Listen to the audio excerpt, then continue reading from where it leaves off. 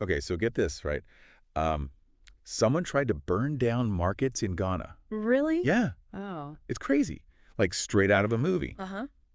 but real life, obviously, Yeah. and scary too. Yeah. These markets, they're like the heart of the community.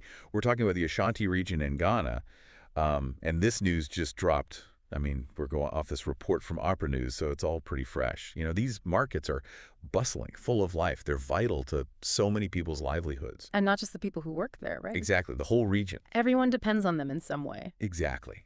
So to think that someone wanted to just destroy that, Hmm. it's mind-boggling. Yeah. I mean, why would anyone do such a thing? Yeah. I guess that's what we're here to try and figure out, right? Yeah. So maybe you can help us out here and give us a little background on the Ashanti region and these markets. Like, what's at stake here?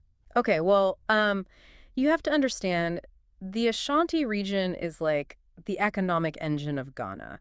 I mean, it contributes almost half of the country's GDP, and a big chunk of that comes from these markets.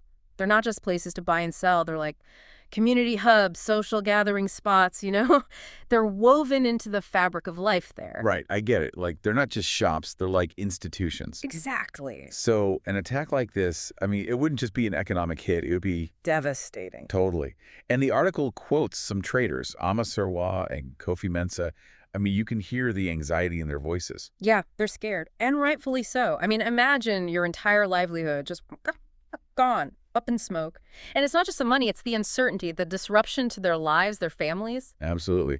The article says the suspect was actually caught before he could carry out the attack, right? Yeah, thankfully, he was apprehended, and the police are investigating, which is a good thing. Mm-hmm. But there's still a lot we don't know. Like, who hired him? Exactly. The article mentions an unnamed individual, which just adds to the mystery.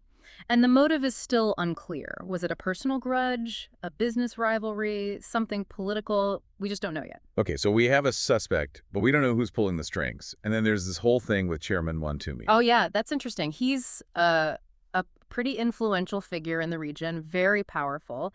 And according to the article, he hasn't said a word about this whole thing. Which is kind of strange, right? I mean, you'd think he'd want to reassure people, condemn the attack.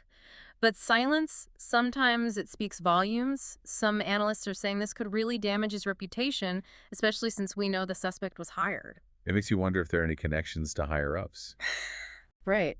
And the article quotes this resident, Kwame Yeboah, who's worried about exactly that, the leadership and their associates.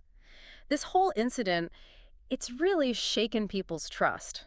Well, yeah, it's a huge deal. I mean, That- this kind of attack, it strikes at the heart of the community, their sense of safety and security.